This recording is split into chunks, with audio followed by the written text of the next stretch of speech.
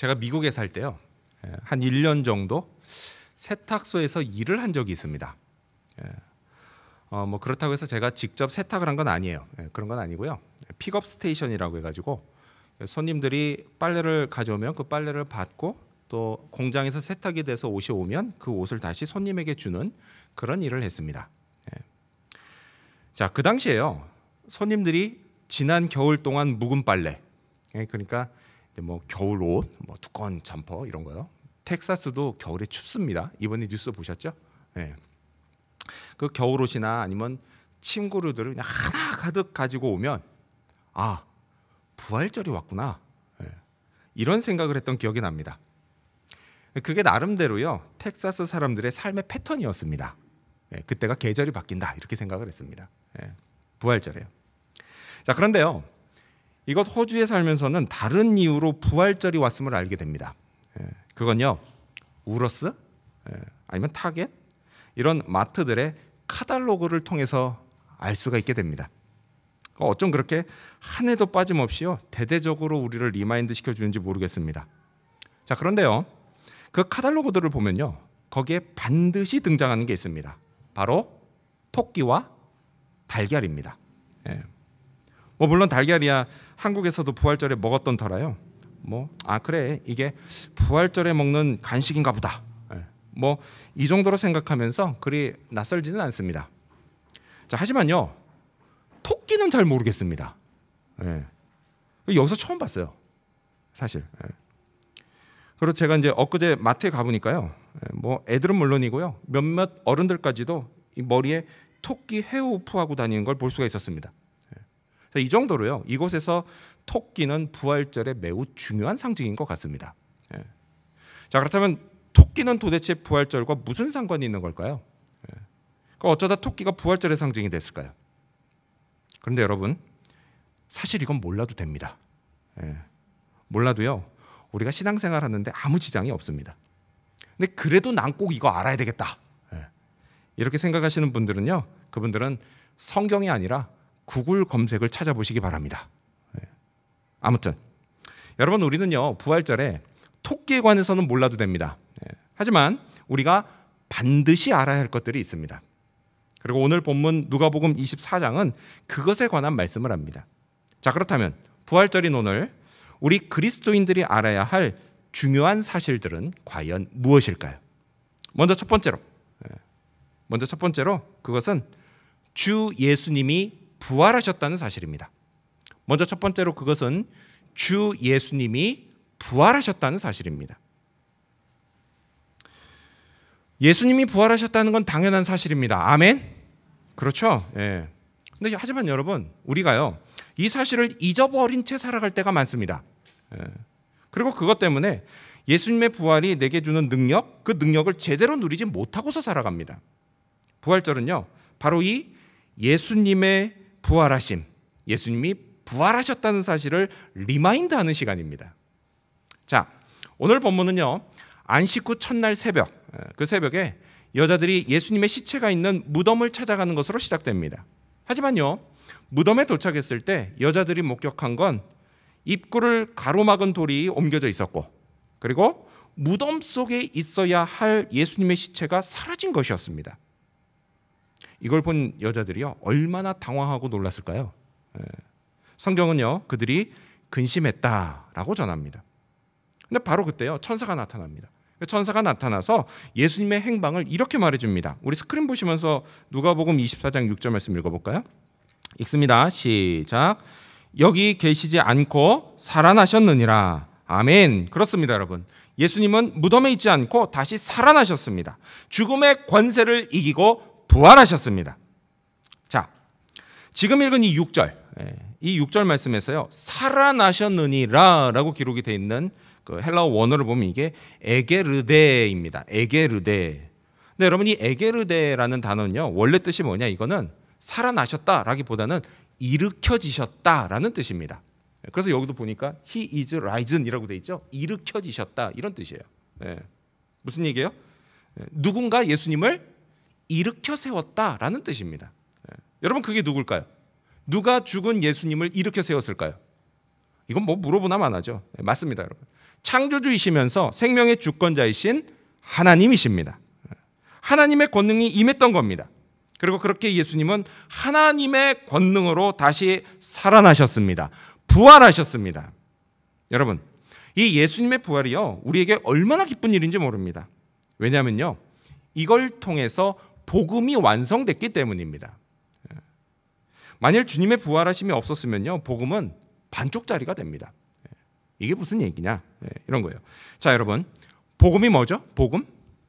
내가 복음을 한마디로 요약할 수 있다 하시는 분, 다 하실 수 있는 줄로 제가 알지만요, 그래도 이렇게 그 사회적 지위와 체면이 있기 때문에 안 하시는 거로 제가 알겠습니다. 우리 다 할 수 있죠, 그렇죠? 여러분, 복음을 한마디로 요약하면 이렇게 말할 수 있습니다. 고린도전서 15장 3절과 4절 말씀인데요, 우리 스크린 보시면서 같이 읽어볼까요? 읽습니다. 시작. 내가 받은 것을 먼저 너희에게 전하노니 이는 성경대로 그리스도께서 우리 죄를 위하여 죽으시고 장사 지낸 바 되셨다가 성경대로 사흘 만에 다시 살아나사. 아멘. 여러분, 이게 복음을 한마디로 요약한 겁니다. 그리스도께서 성경대로 우리를 위하여 죽으셨다가 성경대로 사흘 만에 다시 살아나셨다. 이게 복음입니다. 여러분, 복음은요, 이렇게 성경의 예언대로 예수 그리스도께서 죽으시고 다시 부활하셨다는 소식입니다. 여러분, 예수님은요, 이 말씀처럼, 이 복음처럼 십자가에서 우리 죄값을 대신 치르기 위해 죽으셨습니다. 그래서요, 복음을 믿으면 우리도 예수님처럼 죽은 게 됩니다. 그리고 하나님께 죄를 용서받습니다. 자, 그리고 예수님은 죽기만 한 게 아니시죠? 뭐 하셨죠? 예수님은 부활하셨습니다. 그래서요, 우리도 예수님처럼 새로운 생명을 얻습니다. 또요, 주님이 재림하실 그리고요, 또 이 새로운 생명으로 앞으로 우리가 천국에 들어갈 때까지 예수님처럼 새로운 생명으로 살아가게 되어 있습니다. 새롭게 살아가는 겁니다. 그리고 그걸 끝이 아닙니다. 또요, 주님이 재림하시는 그 마지막 날에는 우리가 어떻게 돼요? 똑같이 예수님처럼 다시 부활을 하게 됩니다. 자, 이렇게 예수님은요, 십자가에서 죽으심으로 우리의 구원자가 되셨고 또한 부활하심으로 우리의 주님이 되셨습니다. 여러분, 이 사실을 믿으십니까? 믿으셔야 합니다. 왜 믿어야 할까요? 다른 게 아니에요. 이게 사실이기 때문입니다. 예수님은요, 예수님의 부활을 믿는 모든 자들의 주인이십니다. 저와 여러분의 주인이십니다. 그래서 오늘 본문도요, 부활하신 예수님을 가리킬 때 그분을 주님이라고 부르기 시작합니다. 자, 24장이 오늘 본문이에요. 그럼 그 바로 앞장은 몇 장일까요? 23장입니다. 그렇죠? 자, 이 23장에서요, 예수님이 십자가에서 죽으시는 내용이 나와요. 근데 십자가에서 죽으시고 그리고 무덤에 안치된 그 예수님의 시체, 그 시체를 가리킬 때는 뭐라고 기록하냐면 그냥 예수의 시체 그리고 그의 시체 이렇게 기록을 합니다. 자, 그런데요, 주님의 부활을 알리는 이 24장으로 넘어오면 이게 변화가 생깁니다. 자, 우리 한번 확인해 볼까요? 우리 누가복음 24장 3절 말씀을 여러분 성경을 같이 읽겠습니다. 여러분 가져오신 성경 보시면서 누가복음 24장 3절입니다. 읽습니다. 시작. 들어가니 주 예수의 시체가 보이지 아니하더라. 아멘. 뭐라고 하죠? 주 예수의 시체라고 합니다. 그렇습니다, 여러분. 누가복음은요, 부활하심으로 예수님이 이제 우리의 주님이 되셨다라고 선언을 합니다. 자, 이처럼 여러분, 예수님의 부활은요, 매우 중요한 사건입니다. 그래서요, 초대교회는 이 주님이 부활하신 날을 기념하기 시작했습니다. 그 이전에 유대교는 어떻게 했죠?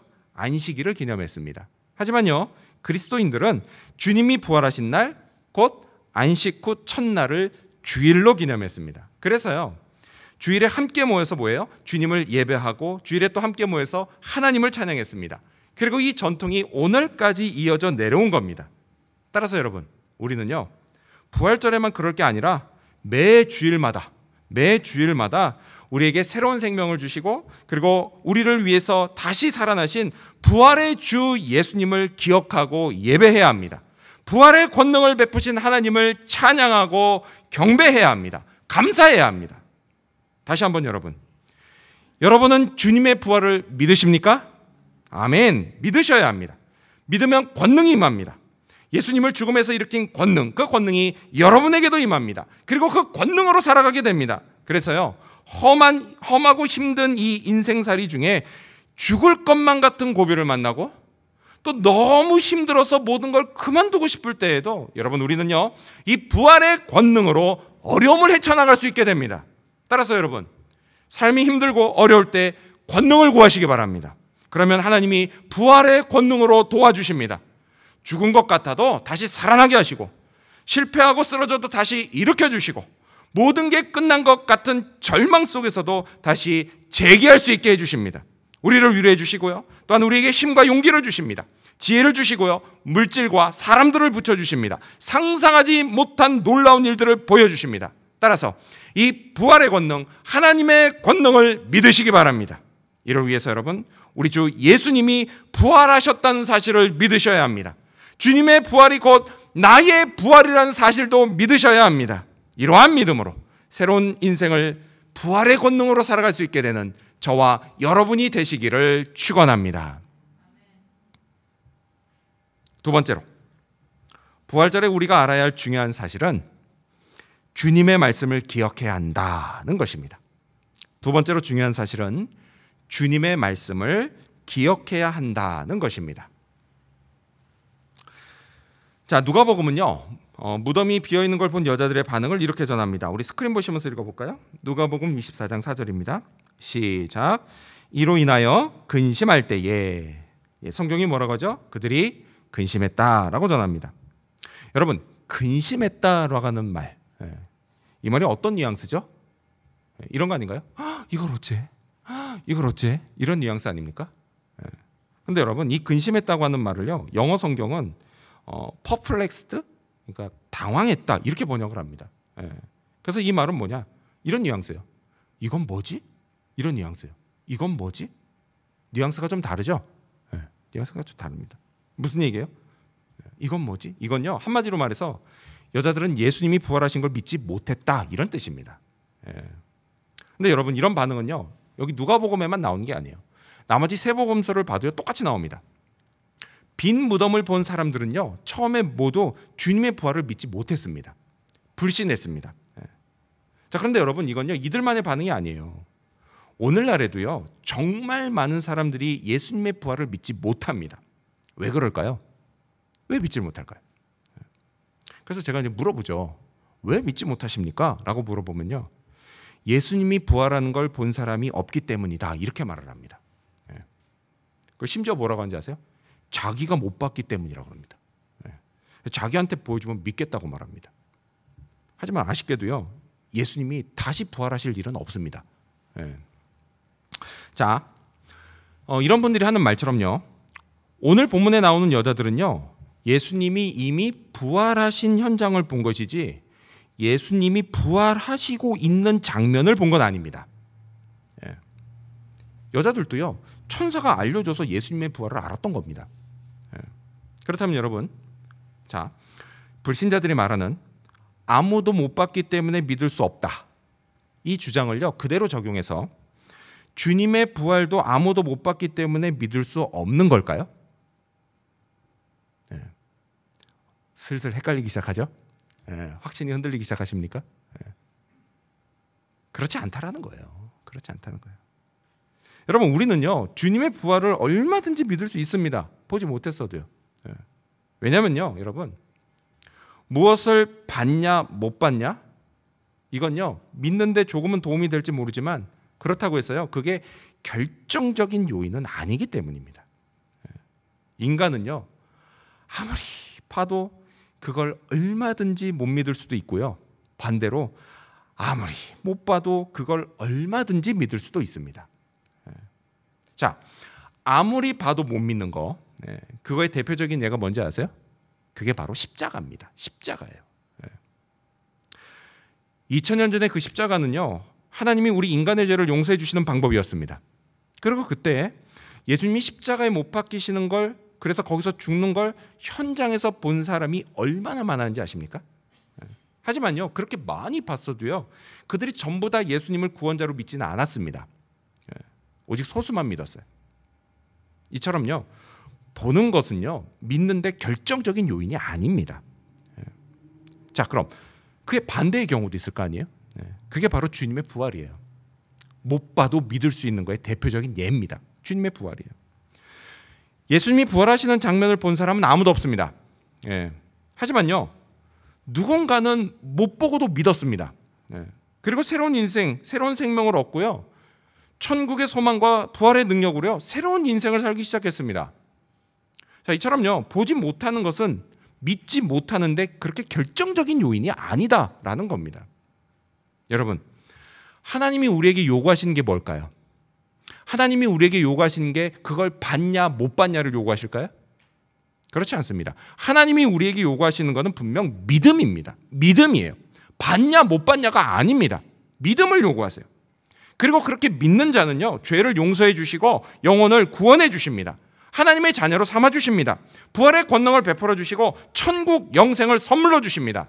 따라서 여러분, 부활을 믿으시고 하나님의 축복을 받으시기 바랍니다.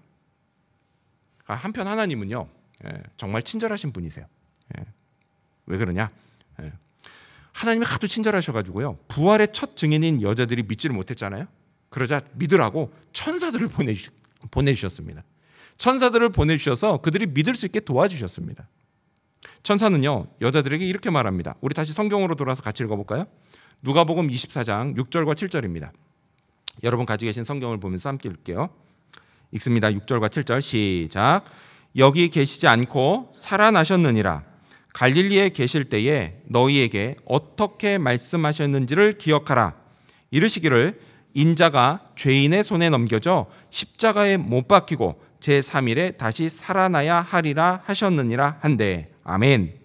천사가 뭐라고 하죠? 여자들에게요, 주님의 말씀을 기억하라 이렇게 말을 합니다. 주님이 부활에 관해 하셨던 말씀을 떠올려라, 생각해내라, 그리고 떠올리게 만듭니다. 그렇습니다, 여러분. 부활의 현장은요, 정말 대단한 현장입니다. 하나님의 권능이 나타난 기적의 자리예요. 하지만요, 그렇게 엄청난 현장을 봐도 그게 뭔지를 모르면 아무 소용이 없는 겁니다. 여자들은요, 부활의 기적을 알아채고요, 또 부활을 믿기 위해서요, 뭐가 필요했어요? 주님의 말씀을 기억해야 할 필요가 있었습니다. 기억을 해야, 주님의 말씀을 알아야 엄청난 현장을 봐도, 부활의 현장을 봐도 그걸 부활의 현장인지를 알 수 있었다라는 것입니다. 근데 여러분, 이건 우리도 마찬가지예요. 여러분, 우리도요, 주님의 말씀을 알고 기억해야 합니다. 그래야만 하나님이 하시는 놀라운 일들을 보고서요, 그게 뭔지를 알 수가 있습니다. 또 그걸 믿을 수가 있습니다. 여러분, 혹시요, 사도행전에서 예수님이 부활하시고 승천하신 후에 무슨 일이 벌어졌는지 혹시 기억나십니까? 사도행전에서요. 그렇죠? 제자들에게 벌어진 엄청난 일이 있었습니다. 그게 뭘까요? 아시죠? 오순절에요, 성령이 강림하셨습니다. 성령이 불과 같이 갈라지는 혈의 그 모습으로 강한 바람과 같이 임하셨습니다. 성령이 임하셨어요. 강림하셨습니다. 주님이 약속하신 성령이 오셨어요. 그리고요, 제자들이 성령으로 충만해졌습니다. 그리고 이렇게 성령으로 충만해진 제자들이 각종 방언을 말하기 시작했습니다. 여러분, 이건요, 분명 하나님의 놀라운 역사였습니다. 이제 이렇게 해서 성령의 새로운 시대가 열린 것입니다. 하지만요, 그때 예루살렘에 있던 많은 사람들은 이 엄청난 현장을 보면서도 이건 단지 제자들이 술에 취한 거야, 이렇게 조롱을 했습니다. 그러자 베드로가요, 사도들과 함께 서서 지금 이건 하나님의 역사다라고 말을 합니다. 그때 베드로가요, 이렇게 말을 시작합니다. 사도행전 2장 16절을 보면 이는 곧 선지자 요엘을 통하여 말씀하신 것이니 일러스되, 이렇게 시작을 합니다. 그렇죠, 여러분? 베드로는요, 하나님의 말씀을 기억했습니다. 그리고 이걸 통해서 부활하신 예수께서 보내신 성령, 그 성령으로 자신들이 충만해졌다는 것을 알고 믿었습니다. 성령 충만은요, 예수님이 부활하셨다라는 증거였어요. 그리고 이렇게 주님의 부활을 확실한 베드로는 사람들을 향해서 소리 높여 외쳤습니다. 뭐라고 외쳤죠?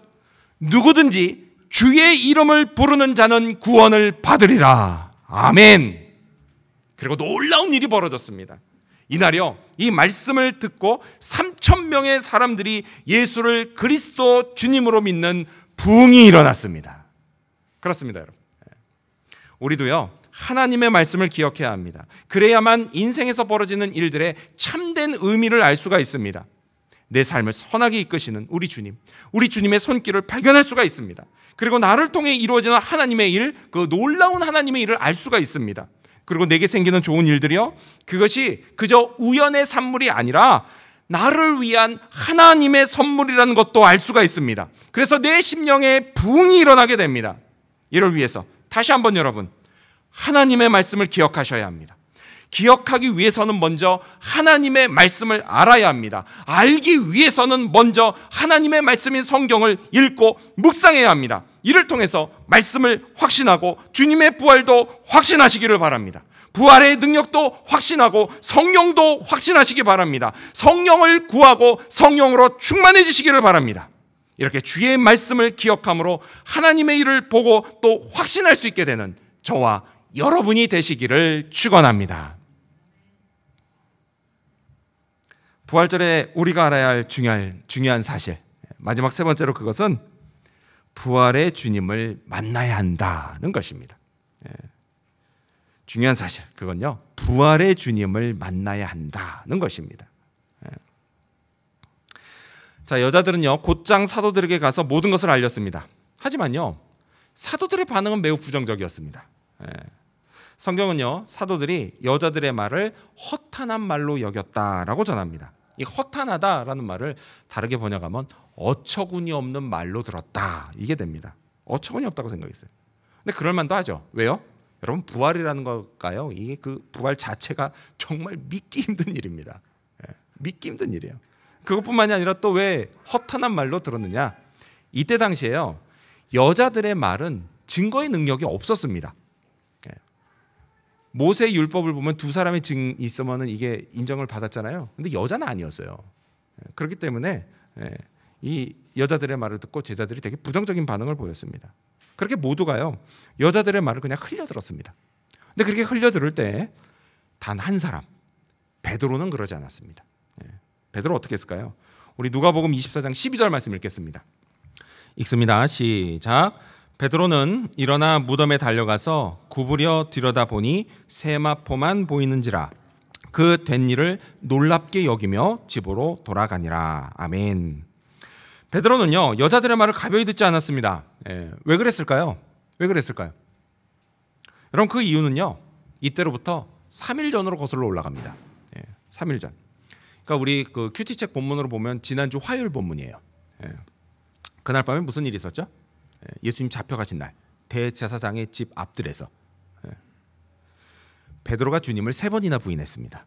근데 그런 과정에서요 주님이 하셨던 말씀, 오늘 닭이 울기 전에 네가 3번 나를 부인하리라, 이 말씀이 그대로 이루어지는 걸 베드로가 경험을 했습니다. 이 경험 때문이에요. 그래서 여자들이 한 말을 그냥 흘려듣지를 못했습니다. 여러분 기억하십시오. 주님이 하신 말씀은 반드시 이루어집니다. 베드로는요 이번에도 이 여자들을 통해서 같은 유의 말씀을 들었던 겁니다. 인자가 죽고 다시 살아나야 하리라. 따라서요 이때 베드로는 이 말씀도 이루어졌을 거다 이렇게 확신을 했던 겁니다. 그리고요 그걸 확인하고 싶었어요. 그래서 부활하신 주님을 만나고 싶었습니다. 그래서 무덤을 향해서 곧장 달려갔던 겁니다. 하지만요 아쉽게도 이때 베드로는 주님을 만나지 못했습니다. 그리고 대신에 뭐 했죠? 무덤에 놓여있는 세마포만 보게 됩니다. 성경은요 그가 이 일을 놀랍게 여기며 집으로 돌아갔다 이렇게 전합니다. 여러분, 이 말씀은요 이게 베드로가 믿지 못했다 이런 뜻이 아닙니다. 이런 뜻이 아니고 베드로의 머릿속이 혼란스러웠다 이런 뜻입니다. 그만큼요 죽은 자의 부활은 워낙 대단한 사건입니다. 베드로는요 직접 부활의 흔적인 세마포를 봤습니다.